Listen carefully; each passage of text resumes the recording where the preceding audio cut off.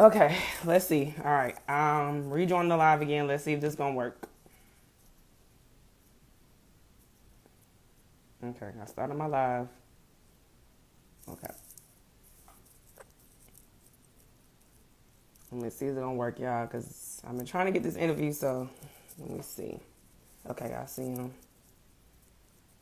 Wow, that's crazy. Okay, Mr. Charles, I don't know what's going on, but it says you're unable to join my live. I don't know why, but I can't even invite you. I don't know what's going on. Mm-mm. I have no idea. Okay. Okay. Okay, let's see.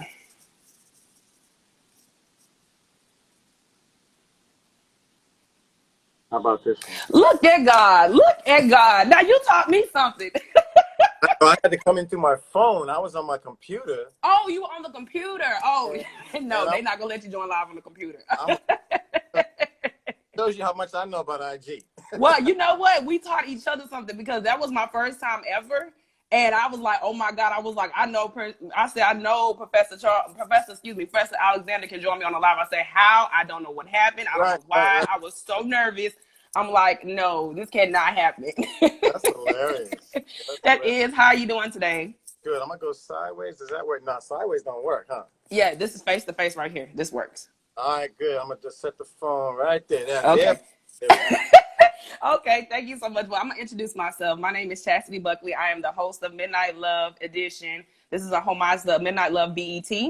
Also, I have with me today the iconic Grammy Award producer, auto engineer, professor at the Berkeley Music of College, Mr. Prince Charles Alexander. How are you doing today? Good, Chassis. It's great to see you. This is my Yes. first time seeing you. I mean, I'm really really honored that you gave me a buzz. Really Oh, appreciate. I am honored. I've been trying to get you since September. So when Faith made her first album on the 25th anniversary, I said I got to get somebody. When I seen Prince Charles, I was like, oh, he is gonna be my number one pick. So I Yeah. was like, for sure, I had to have you, and I'm so honored and so blessed. And recently, I just said, this year, Faith Evans' first album, Faith, just made 25 years this year. So I am just very ecstatic. I was actually 6 when this album came out. That's amazing. That's amazing. Yes. But I didn't learn about Faith Evans, to be honest with you, until your iconic song that I don't know if nobody knows about, One More Chance, the remix. That's how I learned who Faith Evans was. Right, right, right. That's one of my Yes. favorite songs. So that one and what was that one that Faith did? I never loved and love like this before. Oh, Keep the Those Faith are is the two my that I favorite really love. Yeah, album. yeah, yeah, yeah, yeah. Keep the Faith is one of my favorite albums. And I know you also did that one as well. Yeah. Faith is one of the she's one of the beautiful people Mm-hmm. in that whole Bad Boy scenario. Not that they weren't good people, but see, Bad Boy was cutthroat. It was Yeah. hardcore.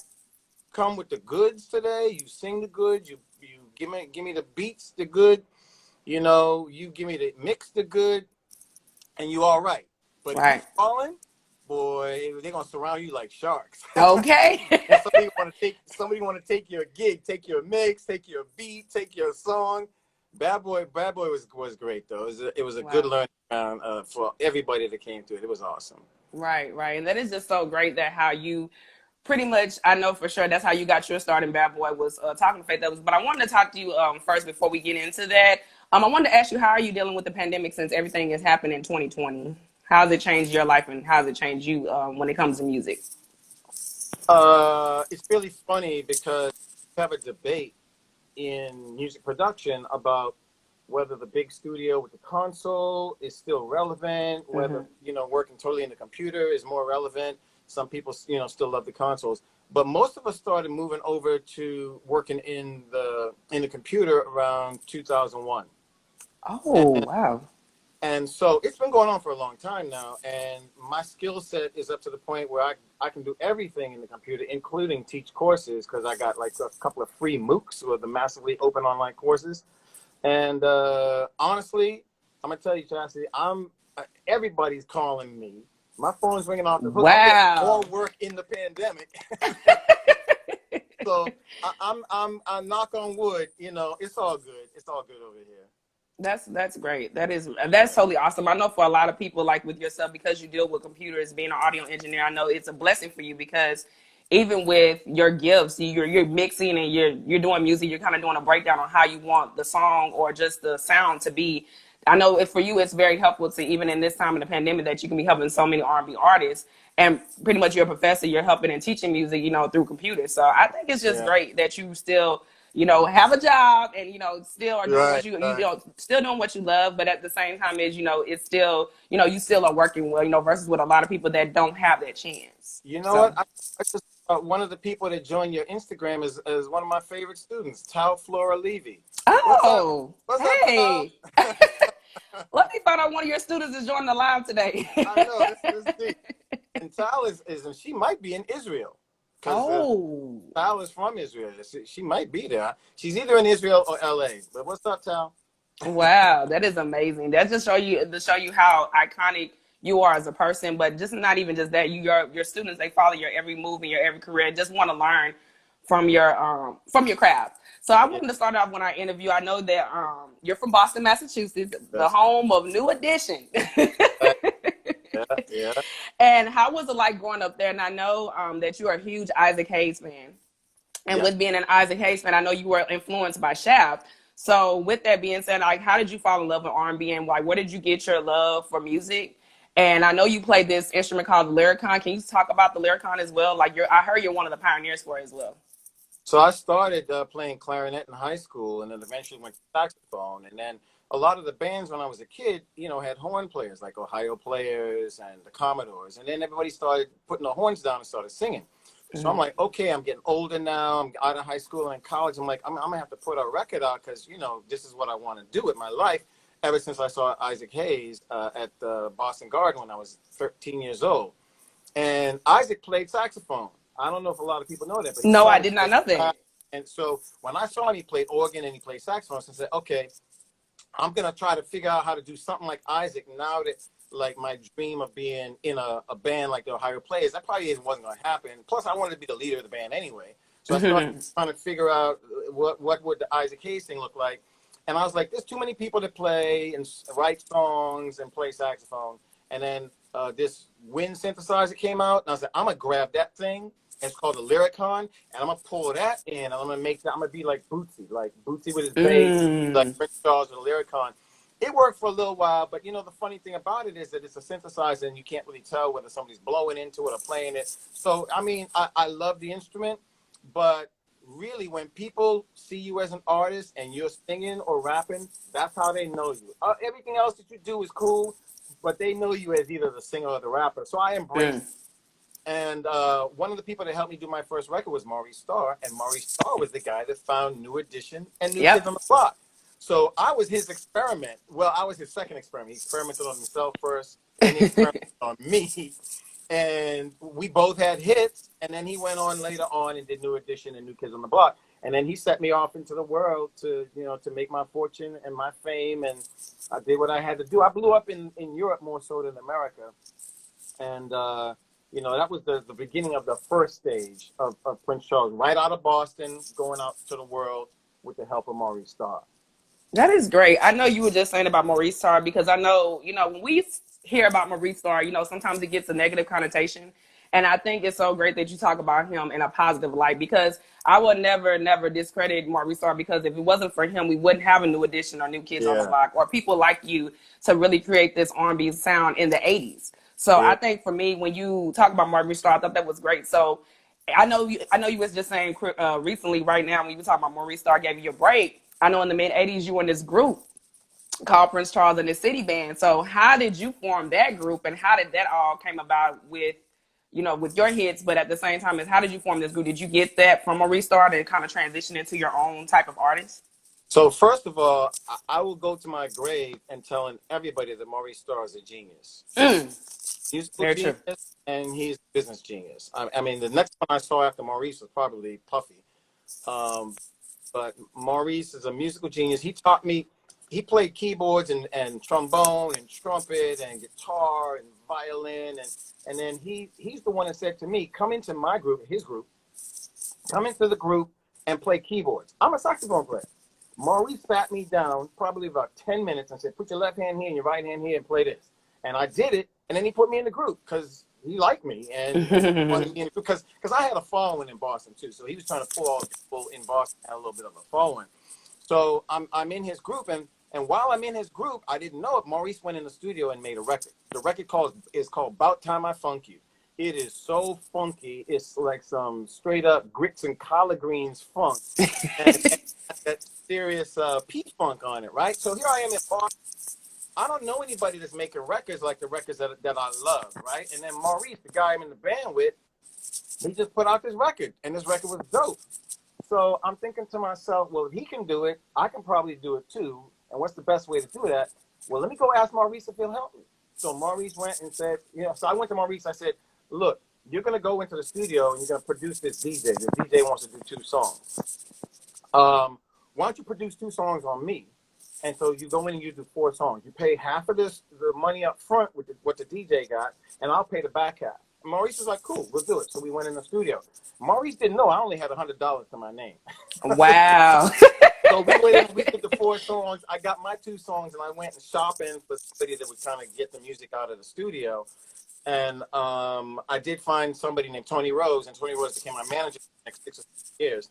But Tony paid it off. The record came out. The record was a hit.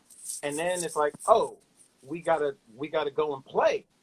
Because it was really me, Maurice, and his brother Michael. And Michael was the guy that put the Johnson crew together back in the 80s. So the 3 of us were the ones that made the record, and we brought in a pair of twins called the Muldrow twins. They're in Boston now too. And so it was just the 5 of us that made the record. And then once I had to perform it, I was like, oh, I got to put a band together. And I got to call it, because I knew I was going to be Prince Charles. And so we were thinking about names. And honest to God, Tony Rose came up with the name City B Band. I'm not sure I ever really liked the City B Band because it sounds too much like Stone City Band, which was Rick James's band. Oh, okay, yeah. But Tony had the money and he had the smarts of how to blow it up. So I was like, all right, I'm going to be a team player. You make it happen, and let's... Sure enough, the record came out and the record blew up. But if you notice, though, Prince Charles, if you notice now from your group and starting off with bands, that's what kind of kept going on. I noticed in the 90s, too. You had Mid-Condition. You had people like Prince, with their band, like still with that alone. And I know you were talking about funk.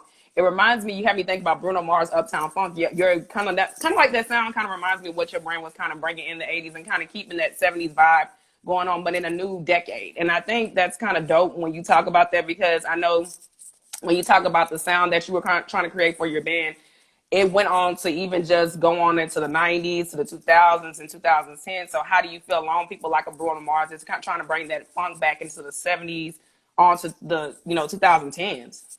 So it's really funny because music goes in cycles, right? Like a lot of people don't know this, but I'm the first rapper in Boston. There's a record called Tight Jeans. Most rappers coming out of New York. But at the same time, I had gone to New York and checked it out, and I did this rap in tight jeans. Prince Charles in the case from 9 till 2. I'm looking for a girl looks like you. Skinny tight jeans fitting just right. Let's party, girl, till early. Like I'll rap to you, I'll rap to your friend, and take you both home when the party ends. Those jeans you're wearing are out of sight, but you can't sit down because they're too tight. Okay. Real old school stuff right there. That's dope. And then you were fast, like Busta Rhymes. So look. But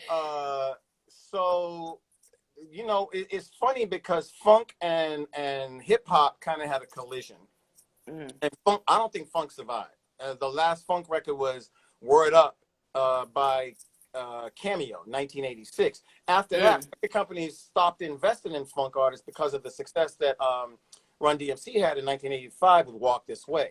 Yeah.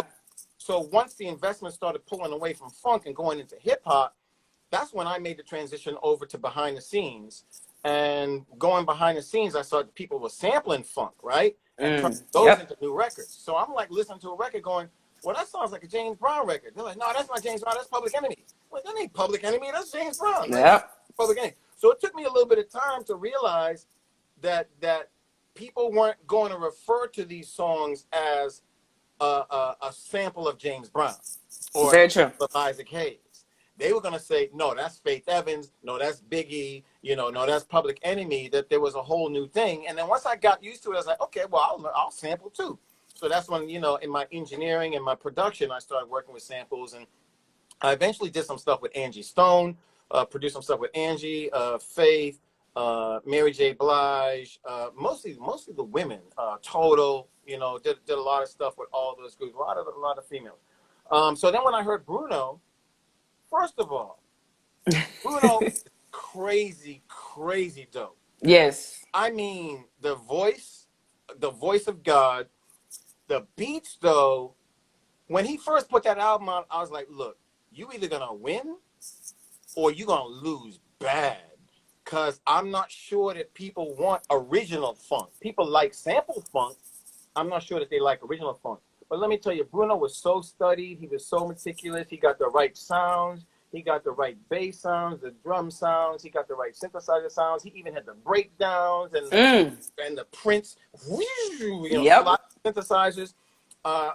And he did it so good that I really don't think that anybody does it as well as him. But what happens is pop music, they find something that works and they try to get on it. So I'll tell you, Dua Lipa's "Don't Start Now" and all those songs and that kind of disco funk sound. Yeah. That's because Bruno won with it, and that gave the producers behind him a little bit more of an idea that they could figure something out that works like that too. I'm gonna tell you truthfully, I don't think it's easy to do, because you have to be studied. You got to know your funk and you got to know your disco. And then you got to use new sounds. You can't use the sounds we used back in the 80s in order to do this. 80s. You gotta know the sensibility, but then come forward with a new vibe, and that's what Bruno did. And then there's a couple of producers like Ian Kirkpatrick that did Dua Lipa, and Mark Ronson. They kind of really. Oh, Mark Ronson's dope. Yeah. Oh my God. They really study it, and then they know how to take it and flip it and give it that right 808 kick drum sound, or whatever it needs, the guitar chunk, because a lot of times guitar is used by many rappers as a sample where they'll pull it from a record. But when you have a live guitar, a lot of rappers don't use that. A lot of people in hip hop don't use the live guitars. I think it might be coming back. People like Anderson .Paak got this like natural sound, which kind of sort of related to that also, that pure, unadulterated funk. But like I said, it's all cycles. If you can do it well, you can do it well. If you don't do it well, you ain't gonna sell no record. That's very true. That's very true. That is so true. And I know you were just talking about how you're producing when I know you said, because she played an important role in your life when it came down to engineering.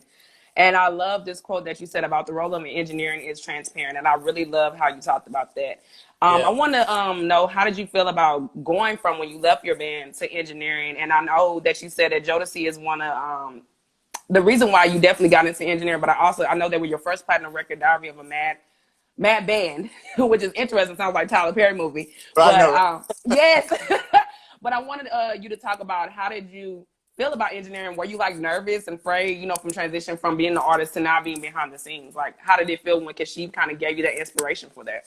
That's a great question, because you got to understand, I was an artist that was at Madison Square Garden and 30,000 my name.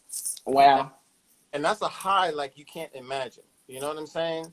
It's like it's really, really difficult. And that's why people who are famous, they struggle with real life, because you better preach. When you got 30,000 people like just push off, it blows your ego up like crazy.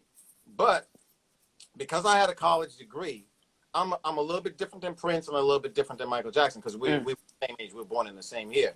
So I'm standing on stage going, okay, I'm singing, but I'm thinking to myself, this contract that I just did with Virgin, they didn't have the right lines in it, and it didn't have the right numbers in it.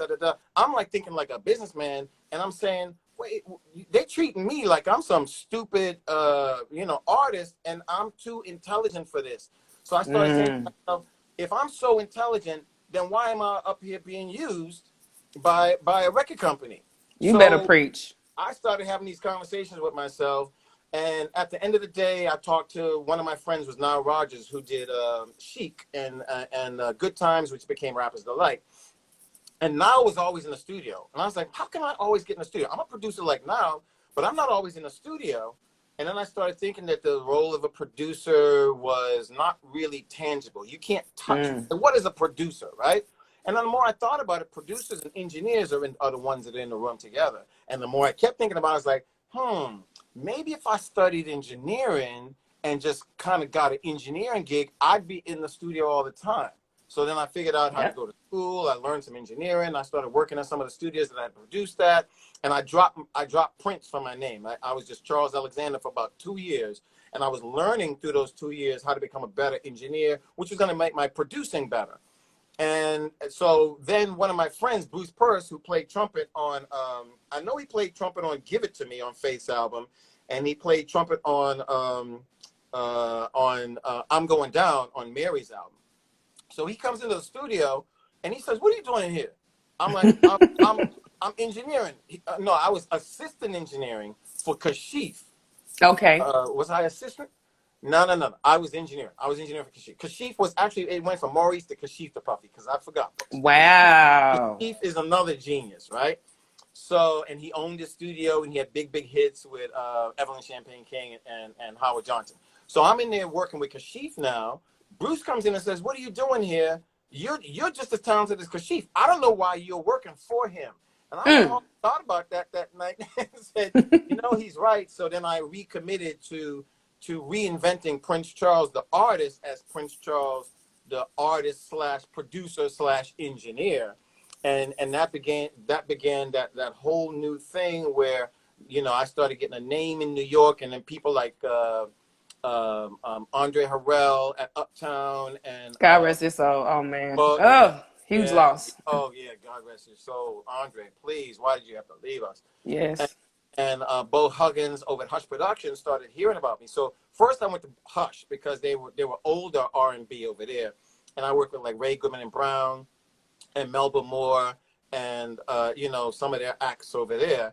But the whole time I'm like, yo, if you really want to be about it, you got to get with these young kids, and you got to go over where Father MC and Mary J. Blige and all of them are at, and Heavy D. And that was over at Uptown. So I sent in Uptown my resume and whatnot, hearing anything. And then this guy who wanted to manage me, but I was like, nah, I don't need no manager, because I was managed by Tony Rose for a while. And managers and artists don't always get along. Sometimes it's like, that's very true. So that's very true. I got this call from this dude that wanted to manage me, and I said, "Look, do something for me, and I'll consider it." So he called me up and said, "I'm over at Uptown, and I'm hiring engineers, and I'm booking studios." I was like, "Whoa!" He was serious. He pulled me in. I started working with Jodeci, and then the dude left the business. His name's David Miles. He left the business 2 years later. No, actually, no, not 2 years. 2 weeks later, after he pulled me in Uptown, he was gone. He's like, "Yeah, I'm not feeling it. I want to do something else." And then there I am with Jodeci. And then it's really funny because Puffy kind of turned Jodeci from these country boys to these guys that had on this, all this swagger with the high-tech boots and the jeans sagging. And so I'm working with Jodeci, and I'm like, oh, I can't come in here every day with my khaki pants. So I started buying some high-tech boots and some jeans all oversized and stuff. I was like the fifth Jodeci. Oh, you know what? It's so funny you said that, Professor Alexander. Let me say this, and I love Jodeci to this day. Don't get me wrong, but when they first came out, I didn't even know who they was. When I finally heard, I hated them. I was a Boys the Man fan because when I was growing up, let me say this. Out of everybody, when I always have this conversation, because versus battle has been recently going on and it's been so dope. The only two people I would love to see about it was Boys the Men and Jodeci. Yep. And when I tell you this, I'm from Louisiana, so I'm from the South as well. So I'm a down South country girl. And when I always have this conversation with my family members or friends, and I ask them who would you like, Jodeci or Boys Men, the number one people they pick is Jodeci. No lie. Because they are so hardcore. I mean, you don't get no more church than Casey Haley. I mean, come on, KC's church. Casey is like Fantasia with all that grit in her voice. The cousins. But yeah, that's so true. And I just had an interview. I don't know if you watched my interview yesterday. I did one with LJ Robinson from Profile. They had the iconic hit song with Liar with Teddy Riley. And he said the same thing. He said his number one artist was Casey. He said he wanted to be like Casey. So whatever you did on that classic album, people have really resonated that with their heart and resonate with how they love, how the way you, whatever sound that you gave Jodeci, because like I said, that was very different for Yeah. us at that time. But like I said, I was introduced to Casey and JoJo. I didn't know who Jodeci was, and so when I learned about Casey and JoJo or Jodeci in that type of form, I learned about them with all my life. And so when I had to do my research on them when I was a little girl, yeah, so that's why I was like, who is Jodeci? What is a Jodeci? So it was so different. All my life. That was later. Yeah. Oh yeah. You got to go back to that. Girl, you're having my baby. Yeah. So much to me. Yeah, and that was dedicated to God rest her soul, Kim Porter. I know that was a beautiful song that was just so dope that I'll be sure there for them as well. Yeah, so yeah, that's my whole family. Al, Kim, Puffy. I mean, looking back on it now, we were all young and we were just doing what we do, but we were so connected. I'm not really even sure that we knew how connected we were. And then Puffy, Puffy got so much money. He deals with this differently than a lot of the rest of us too. You know, he sees himself in a different way. And honest to God, if I had as much money as him, I probably would see myself like that too. I think very true. I'm not mad at how he processes that time. But I do wish that he was a little more awake to how many people's lives he enriched. He did. And how thankful people are that he enriched their lives. Because when you're that rich, you feel like everybody around you is asking for something. Right, and they're not. And there's a lot of people around Puffy who don't want to ask him for anything. They just want to say thank you very much for all that you did, and Jodeci, and for very true. all of and for all of us, yeah. Right, and Jodeci, I'm telling you, but down here in the South, that is everybody's number one group. Down south here, that they love them some Jodeci. I love Jodeci too. Don't get me wrong, I love Jodeci. I think my favorite song by Jodeci had to be "Forever My Lady." I think that's one of my, and Cry For You. Cry For You was really my favorite Jodeci. Cry For You is the one that I did. Yeah. Oh, I love that. I'm sorry, thank you for that, but I love that song. But I don't know if a lot of people know that Puffy was the A&R man for Diary of a Mad Man. No, I did not know that. I just knew they were a part of that. But I know at the time y'all were going head to head with Boys Men, so I know it was a crazy time. That's the whole connection. The connection for me with Puffy is that I was pulled into Jodeci first. I didn't know who Puffy was. I'm working on the album for months. And all of a sudden they said, yeah, the A&R guy needs to come in and hear some of the music. And Devontae was like, I ain't letting him in the room. So we never let him in the room because Devontae didn't want him to come in. But then Devontae had an incident where he was robbed at his home. Oh yeah, I remember. I heard about that. And we drove out to New Jersey and we're standing around and I'm like, yo, let's get him to the hospital. And he was like, look, let's wait. So you were actually there when that robbery, after the robbery, you were there at the house? After the robbery, yeah. Wow. And we got into our cars and we bolted over to New Jersey and Devontae's out there and his head was bleeding. I don't know, maybe his lip was bleeding or something, right? And I'm like, I'm older than them. I'm about 11, 12 years older than all of them. Puffy, Devontae, all of them. I'm like, let's get him to the hospital. And it was like, we gotta wait for Puffy because there might be some press and da. I'm like, okay, whatever, But I'm looking at him like, right. Really, he needs to go to the hospital, right? Hospital. And probably about 20 minutes later, this little white BMW pulls up, and 4 guys get out of it, and one of them is Puffy, and he got on a white outfit. He comes, he looks at D, he says, let's take him to the hospital. And then he gets in his car, and everybody drives away, and I'm standing there like, what the hell was that? Yeah, very weird. But that was the first time I met Puffy, and Puffy is what I would call a charismatic personality. Like people gravitate toward him. Well, Devontae was too. Most of these people who we see, people gravitate toward them. But Puffy had something that was different from all the other producers I knew because he had the business thing like on a very, very, very high level. So his charisma was about, I'm making deals. Everybody else's charisma was like, we gonna make dope music, dope tracks, dope vocals. His was, I'm making dope deals. His charisma was something that I hadn't seen because Maurice Starr was like, I make good deals because I've got good music. Puffy's was like, I make good deals because I am selling a lifestyle and a culture, and nobody had ever seen anything like that before. So that was my first taste of it when everybody was waiting for him, the A&R guy. And then we realized that he was the one behind a lot of the success at Uptown, and then Andre was not happy about that, so he fired him, and then Clyde Yeah. gave him and started Bad Boy.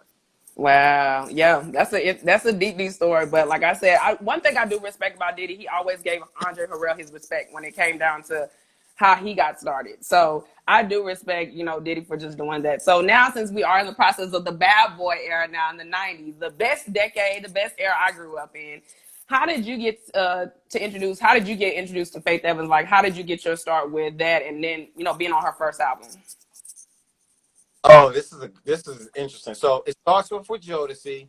We go platinum, and there were so many people coming in the studio that Jodeci didn't want to work in New York for the next album, right?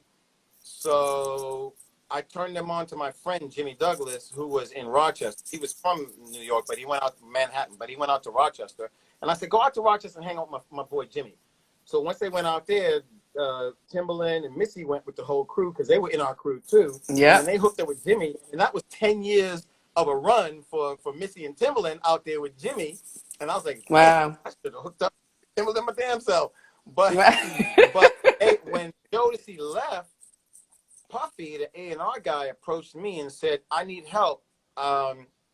I got a lot of these acts, and he probably didn't tell me he was negotiating a label deal, but it was kind of like, if these acts blow up, I'll be able to do more stuff and more stuff. So I was like, sure, I'll help you. It's around 1992. I don't think he'd gotten any money yet. And then I heard that he was getting the money, and then he got the money, and he pulled me in. And when we was working on, I think I was working on everybody, Craig Mack, Notorious B.I.G. As he was building his roster, they were coming in, and I was working on all the groups because it was an assembly line. It was 24 hours. Me, Paul Logus, Rob Paushin, Tony Maserati, Rich Travali. The list goes on and on of these really great. Actually, all those engineers are on the Faith album. If you look at all those names, those engineering names, that's how Bad Boy was built, because of those names. So I'm working with all these artists, and then Puffy calls me up and says, I want to do a remake of I'm Going Down by Rolls Royce. Yes. And I was like, sure, I can do that. So I go in and I call up all the musicians I know, like Victor Bailey from Weather Report, and Akua Dixon, who's a black cello player, Regina Carter, who's a black violinist, Mark Ledford, trumpet player, rest in peace, and also rest in peace, Victor Bailey. Trumpet player to play with Pat Metheny, got 6 Grammys. He came in to play trumpet. I had Fred MacFarlane, who was had the disco hits back in the day. Rest in peace, Fred MacFarlane. And I pulled this whole band together. We did the charts. I produced the whole record, right? Wow. And Puffy said, I can't give you production because I signed the production because I got to do the producing on the whole album, blah, blah, blah, blah. I was like, yo, that's bullshit. You can give me production credits. And so we fought. Oh, my God. Well, you did the right thing. On the phone.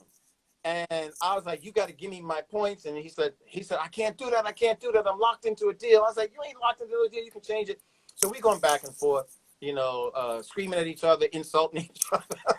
And at the end of it, I was like, well, if I keep pushing him, he's just going to take the record off the album or get somebody else to do a poor job of it.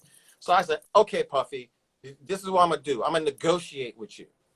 If you give me the next artist, you give me production on your next artist, then I'll agree to co-production on this record for you. He said, all right, I'll think about that. And he got back to me and said, I'll do that. So, and he said, the next artist is this girl named Faith Evans. This girl that sings is named Faith Evans. I think maybe Faith had already sung on Biggie stuff. So it wasn't like I didn't know Faith. He was like, well, I'll give you Faith. I was like, okay, cool. I was like, oh, this is great. I'm going to produce a record on Faith now. So he wanted to do the Rolls Royce again with Faith. And he was going to put Mary on the record. So I went in, called up the people, brought them in, you know, did the same thing. And Mary was singing on it.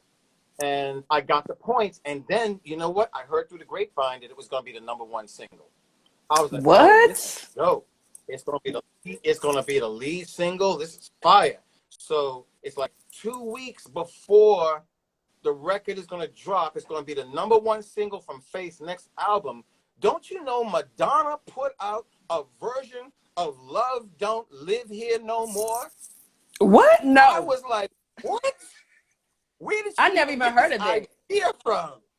Wow. And she put it out, and then so we just backed off, and it just remained an album cut. So That's messed up. that's how And I got I it. like Faith's version better. Say that again. I like Faith Evans' version better. I've actually, I think when I used to have my iPad or whatever, I used to like, you know, download all my favorite artists, and Faith Evans was one of them. And I remember I was like, Love Don't Live Here Anymore. I said, that's a sample of something. But I didn't know who the name of the artist was when I figured out it was Rose Royce. I'm like, oh, I knew I heard that beat because growing up for me in the house, my mom, she played nothing but 70s and 80s music. So that's how I kind of learned. And like I said, I moved back to Louisiana. So blues for me was very heavily growing up for me in my life. And so I'm so thankful enough that my mom had made me understand where sampling came from and where a lot of hits came from classic songs.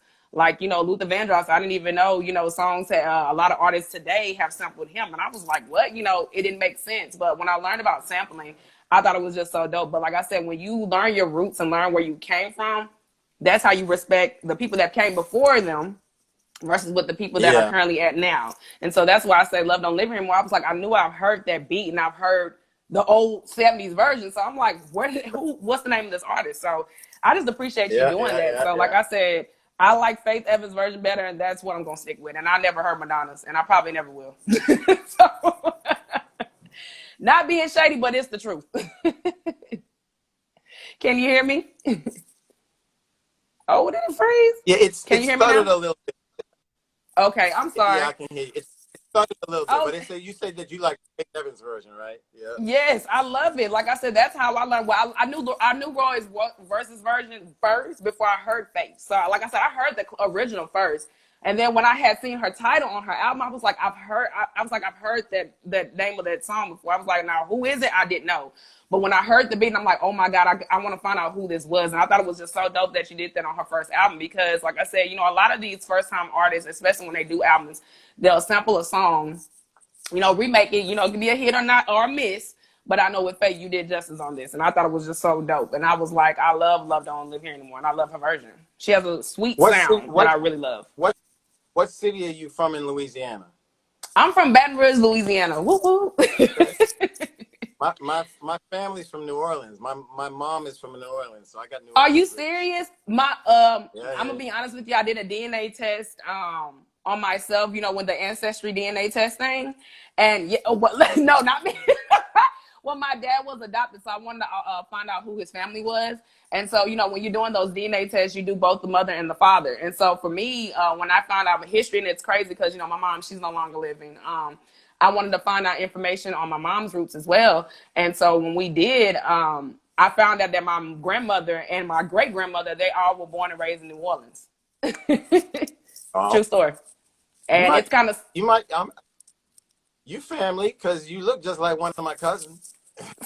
You never know. Look, I said you never know. But for me, like, that's how I learned what the enrichment of music was. And that's how I learned what Zydeco was. And, you know, Johnny Taylor. That's how I learned, like, blues music. That's all I used to grow up listening to when I was, like, 11 years old. And I was, like, at first it used to get on my nerves. But I think when I learned who these people were, I had to give them so much respect and not disrespect them because it wasn't my time in the 90s. But I understand, too, a lot of the 90s artists sampled a lot of people from the 70s and the 80s. So I wanted to also know, too, how did you feel when Faith Evans' first album became so successful when she dropped? Because she became so successful when that happened. I was happy. I was happy for Faith. Mm-hmm. But it was a weird time because, you know, you work hard to get in that line, right? Mm-hmm. And Mary was in that line. Craig Mack was in that line. And then Puffy was doing negotiating tactics with Craig Mack and with Mary, and the same thing that like he was doing with me. And one of his negotiations with Craig Mack was, well, I got another artist. If you don't want to play ball, I got somebody else, and that was Biggie. And so in many ways, he was negotiating with Mary, and it was like, well, I got another artist. If you don't want to play ball, and that's Faith. So I knew all this was going on, and that everybody got out of it with some success and some notoriety, and people love their music is a good thing, because it was hot and heavy back, like I said. It was Bad Boy. It was not Good Boy. This is Bad. Bad Boy. You know, oh yes. I've heard the stories. Yeah, it got hot and heavy. If you don't do it this way, then you know we just not even gonna deal with you and do something else. So I was really happy that there was success, and I was really happy that Faith moved forward. But I knew that Mary was. I knew that this wasn't making Mary happy, right? Yeah. And I don't know if Mary has talked about this period, but I knew that it wasn't making her happy. To her credit, most of what was going on was behind closed doors, so I don't really know, how she processed it. But then the business started getting strange between Mary and Puffy, and the handwriting was on the wall. You could tell that Mary wasn't happy. But now, in retrospect, over the years, the fact that Mary's successful, Faith is successful, Puffy's successful, the whole crew, wonderful things happen for the whole crew. It was just an amazing time, Chastity. I'm gonna tell you. Right. The 90s is my favorite era. Yeah. So, I'm sure that's happening for like the Travis Scotts and the Babies and all of them, that they're having a thing going on in their lives right now that's probably similar. But I'm going to tell you, that era was different, because that era, some things changed that had never been like that before. Like the whole bling bling era and the amounts of money. It's like the era before that is like the basketball from the 70s with Bill Russell. And you could be a superstar and you're making like $300,000 a year, right? And then in comes the era of the Michael Jordans, and then the Shaquille O'Neals, and then now you get the LeBrons, and LeBron's making Kobe like Bryant. $33 million. So in many ways, Puffy was one of the people that pushed us past the deals that labels had been giving black artists that weren't as good as the deals that labels were giving white artists. And I might have to give Suge Knight a little bit of credit too. Suge Knight, with his crazy self, was out there with guns and bats, threatening A&R people. And he threatened them to the point where they started getting scared, and they started paying people. So Puffy on one end making sure that there was big money, and Suge on the other hand making sure that the big money was coming back to the black neighborhood. It was a really, really interesting dynamic. Something that it didn't happen for Motown like that. It didn't happen for Stax like that. This was really, truly a new thing that went on. And I think that the music industry and the hip hop industry today is benefiting because of all of that work that Puffy and as crazy as he is, Suge Knight did back in that day. Yeah, that's true. I have they have a question on the live. That's Q. I love her so much. That's my girl from Q Studio. She's an interviewer as well. She said, how did it not make you feel to be used in negotiation tactics? Well, I had been doing it since I had been doing it since I was a kid. Well, you already knew. This is a dog eat dog. This is a dog. Yeah, I already knew. This is a dog eat dog business. And sometimes, if you play hardball, you get eliminated, right? And I have seen that from the time I was 15. I've been in the music business, making money in the music business since I was about 15. And there are some situations where you play hardball and you just get eliminated. And it's okay to get eliminated if you got backup and you can build the thing yourself. So in the situation where I was with Puff, I was like, he knows Clive Davis. They got multi-millions of dollars. I want a piece of that. So let me figure out how to create a deal where I get something. Because if you're not thinking, you come out of the deal where you get nothing. Right? You get no co-production. and no future artist. So I was like, let me put a deal together where I get some co-production and I get a future artist, because that's the best I'm gonna get, because he's playing hardball, and he's basically gonna take this song off the record. Because guess what? I had done that to people previously, because I knew this already. I knew this game. So Yeah. I didn't feel like I was used. I felt like that is what this game is. If you're gonna play the game, you got to know all the parameters of it. Yeah. So I didn't look at it like use. I look at it like that was the best deal I could get for that time. The only other Right. deal was don't do it, and then come at Puffy with my own Clive Davis, and I just didn't have a Clive Davis in my back pocket. Right, exactly. And I understand what you're saying, because that's the same thing Profile. LJ was telling me from Profile, Teddy Riley was actually giving them advice about, when Live became #1, he kind of explained to them about the business, like, how are you handling your business when it comes. And when they got the breakdown, because like he was telling me their first album wasn't great, but when they hit their second album, hit Liar, they really, really got the knowings of the business and like how they were going. But like you said, the attack that they used, they were trying to be bold with their approach, and they really pretty much got eliminated. So when that happened, they had to try something else. But at the same time, they understood, Yeah. he told me 90% business, 10% music. So I was like, oh, I got that understandable. So since your success from her album, Yeah. So you worked with so many people. Oh, I'm sorry. You worked with so many people, R&B artists. I wanted to ask you, what is your key to making a hit record? I know you worked with one of my favorite artists in the whole entire world named Brandy. She's one of my favorite. But what is your key of making a hit record? What is the key to that?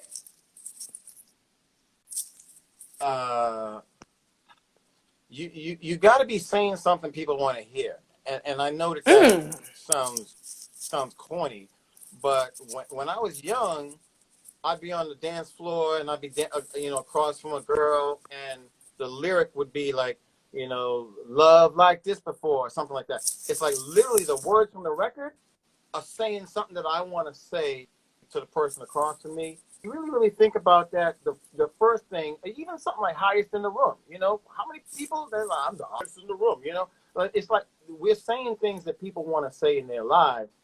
And then, honest to God, you need a business team. I mean, look at Lil Yachty, right? Lil Yachty and a song like Broccoli. Now, Broccoli's not the best song and best singing or anything like that, even though Baby Dream can sing, but it's not the best thing you ever heard.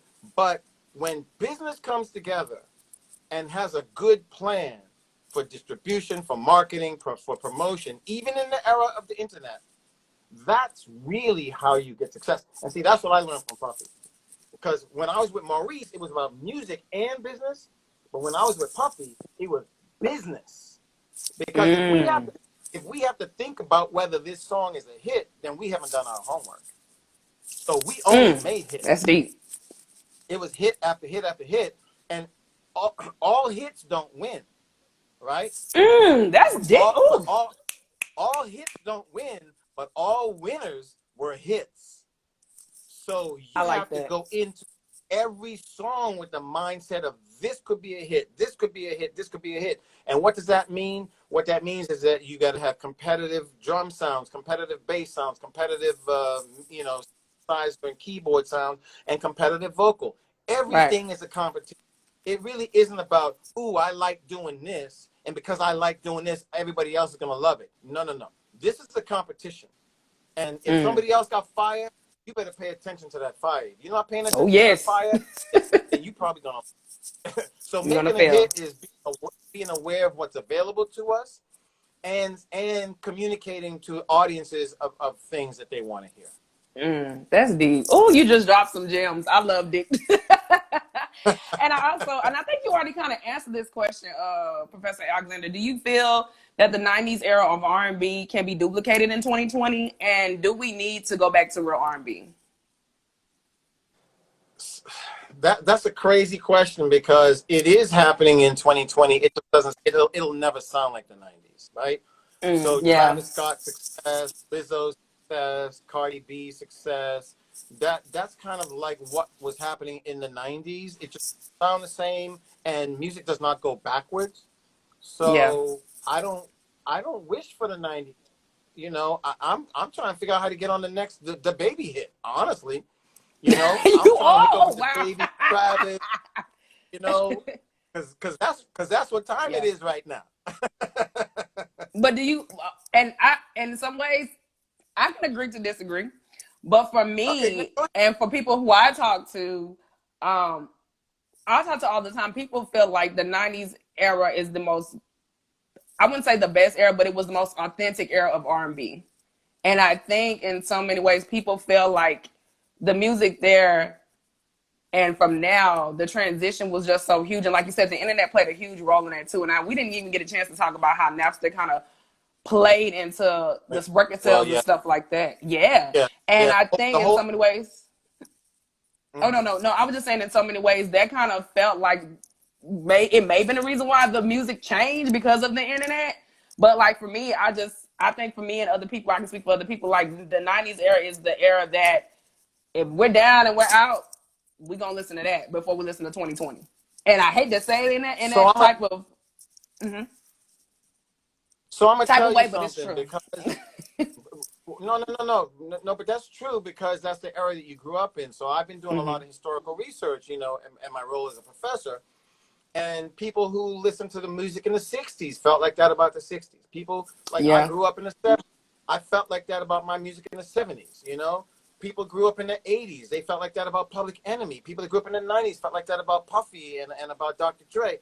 So what I'm saying is that this thing is cyclical. And when whatever Yeah. you were listening to when you were in high school, that's going to be the meat of how you consume music. Because when you were consuming music, I'm listening to the music going, but that's James Brown. But that's Yep. Isaac Hayes. See what I'm Mm-hmm. saying? So it goes around and around. So when I listen to Travis Scott and DaBaby and Roddy Ricch, who are like out here right now, or Cardi B and all them, the only thing I got a problem with, okay, and I do have a problem, and here we go. This I hate to say it. The only thing I got a problem with is how is like everybody's not a stripper and a gangbanger. They're You not. know, that's Mm-mm. the only Or thing I got. portray. I love the beat. I love the beats. I love the beats, right? But I'm not a gangbanger and I'm not a stripper. And I got Yeah. little kids. I got 9-year-old twins, so I can't listen to R&B in the car with my kids. You know what we listen to, right? We listen to the Mm-hmm. 90s. We listen to the 90s. My mama, she did that to me, especially with the Gap band. I looked at her like, girl, what? Like, I was so upset with her. I was like, the Gap band. But I realized it was Charlie Wilson, and I had to respect him too, especially when he came out in 2000. That's what made me understand as well and give them so much respect. I love the Gap band. That's one of my favorites. So that's the biggest problem I have with modern hip hop. It's not that they shouldn't be doing what they're doing because this is free speech country, right? So you should be able Yeah. to say WAP all you want, all right? My problem is we don't have a well balanced black music industry. We don't have Very we true. don't have WAP and Praise Jesus, you know, holy hip hop kind of dueling with each other. We only have WAP winning. If we got Yeah. WAP winning and we got Dietrich Haddon winning too, then maybe I'm like, okay, so this is well balanced, but it's not Right. well balanced. And you know what? You don't even have Oh to yeah. say why, but you know why. Yep. Because the I people that definitely know. control the money don't look like us, Business. Yep. and they don't really care. And they don't really care about our neighborhoods. And the people who are making the music, they just following the cheese. I can't blame them. Yeah. They're just trying to chase the cheese. Yeah, and thank God for Sorry, I'm delivering verses to some kind of teach truth, it. gang. Oh no, I agree with you 100%. And I said I'm thankful for verses. The show with Timberland. Oh my God, there's Gordon Chambers. Hey, Gordon Chambers. He's on the live Hey, with us. Gordon. He was actually my first Yo, interview. yo, I love him so much. He was the yo. reason why I'm actually started You, doing interviews. Hello? you know, I worked on Gordon's a couple of his albums. Gordon is family for me. Gordon Seriously? played Oh at my my wedding. God. Yeah. Gordon played at my wedding. Oh my God, I did not know that. What's up, Yes, Gordon? Gordon Love Chambers. you. He was my Love first ever interview in history. When I did my Brandy page, he produced One Voice, and that is one of my favorite you. Hmm. songs. The Never Say Never album is one of my favorite iconic albums ever, and he was on there, and it was so dope. And also, I just love it so much. But I did have another I question. If got, you had, oh yes, I got a shout out to J Dubs. J Dubs, what's up? J Dubs is Bad Boy. hey, One, one of the hitmen. Yeah, what's up, J Dubs? Oh, that's Go so ahead. dope. Oh no, Go I ahead, was just Chas. gonna ask you if you had to describe the Faith album in one word, what would it be? Classic R&B. Mm. I know that's not one word, but that's basically what it is. It's classic R&B. It's real singing with real songs, and hip hop. It's classic hip hop R&B when you really think about it, because you even got some jams that got samples on it. So it was the kind of the coming together of this is where our culture is in '95, and that's why I call it classic R&B. Mm. Oh, that's so sweet. If I had to, well, you know what? I think with Faith Evans' album, this album, because this wasn't the first album I was introduced, but like I said, when I did my research on Faith Evans when I was a little girl, and I heard As Soon As I Get Home, I just really truly felt like Faith to me is a treasure. She's a treasure. I think Faith was a treasure because she's really one of the underdogs. I feel like too that should be up there with the Whitney Houstons and Kelly Prices. I mean, these people, like, these are the women I looked up to, in my era, like you said. And for me, like, when you have people like a Faith Evans who was so fresh and was so talented, and her voice is just so sweet. I just love her voice. It's just, I love Faith Evans' voice. I love one of my favorite songs from her is called Caramel Kisses. Oh my God, I played that when I was 12 years old like crazy. But but my mom was so intrigued by her voice and her albums. Period. For me, I just made me understand and respect her so much more. But I learned about Faith Evans through the "Missing You" song with Diddy, and when Biggie died and stuff like that. That's how I introduced to her. But Faith, with this album, it Oh was really yeah. dope. And to say this album is So 25 years old, I can't Faith believe it. working on I'm sorry. she's working on a new album right now. Yeah. I just talked to Oh her and my she said God. out in LA. They're working on a new album. So stay tuned. It's gonna be Faith, I need fire. the I'm interview, telling girl. Look. I love Faith Evans album. I think she's so dope. And I think when I listened to Faith a couple months back, I mean, I listen to all Faith Evans music all the time. I mean, I have a collection of people who I put on my Spotify. She's definitely one of them. And I just love her so much. And I think, for her to just be so authentic and, true to classic, like you said, classic R&B, she's dope. And I really love her from the bottom of my you. Yeah, heart. And like, if you ever see Faith Evans, tell her I said hello. I think she's I amazing. will. I will. And definitely for sure for me, like I said, I'm just blessed that my mom used to buy her CDs because at first I had to figure out who the artist was. Because like I said, I was so young, I didn't really know. But when I listened to good music and who my mom was very intrigued by, like a Faith Evans, it just was so dope to me. And I was like, yeah, I knew. I think I knew after Keep the Faith, she was here to stay. I was like, yeah, she's here to stay. Especially when she did that song with Babyface. Oh my God, I I loved it. I know. just I loved it. know. Yes, I mean, it Yeah. was just so dope. So I mean, just her alone, like there. I mean, for you to just put her on the map with your artistry and stuff like that, I just have to give you your flowers and just thank you so much for just putting Faith Evans out for the world and people like me in the South. Because I mean, Faith Evans, she's our girl. We love her so much down here. I mean, it's just amazing. It's really, really Yeah. dope how you can touch so many people's lives with your artistry and your music and producing. Well, I'm gonna tell you, Chastity, it's a pleasure to meet you, and it's a pleasure to Yes. hear the appreciation that you have for the craft that all of us, work really hard to give to the audiences and to the human beings that represent the audiences. So I love hearing that. I'm gonna make sure Oh that man, no when I problem. talk to Faith, it's that information. I know J Dub and Gordon are on here, so I know they're hearing this, and it really is a pleasure Oh to meet you, and and, yes. and thank you for asking me to be involved in this IG live. It's really Oh, wonderful. anytime, anytime. Before we do go, I have one more question. Do you have any advice you want to give for people like myself? Because I'm definitely trying to be on a podcast and stuff that want to make it into the industry. That's mostly I mostly want to be behind the scenes. I'm mostly like the person that, I study the craft. I just study music. I study people and I study, I go back way to the 70s and stuff. But for me, what advice do you have to give for people that are trying to break in this industry? Watch the show Shark Tank, because I keep hearing that. I never watched that Shark show. Tank, Shark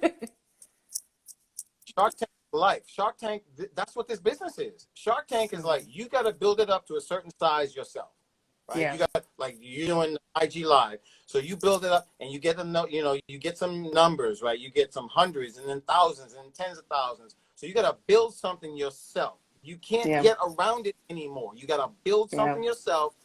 And why are you building it? You're building it so you can leverage it to venture capitalists. You're leveraging it to other people that will invest in it to help it get bigger. Yeah. Puffy was like that. Berry Gordy was like that. Kashif was like that. Maurice Starr. You build it yourself, because we made those records ourselves. He made New Edition himself. Didn't nobody give him a budget to do New Edition. He created it himself. You build it yourself, and you got to be serious. And I'll tell you one more thing. Build it yourself. What are you building? Okay, they're giving us 10 seconds, so you got to hurry up and quick. Say it fast. Look. Build it yourself. Treat yourself like you already have a record deal, and then leverage the success that you have to something even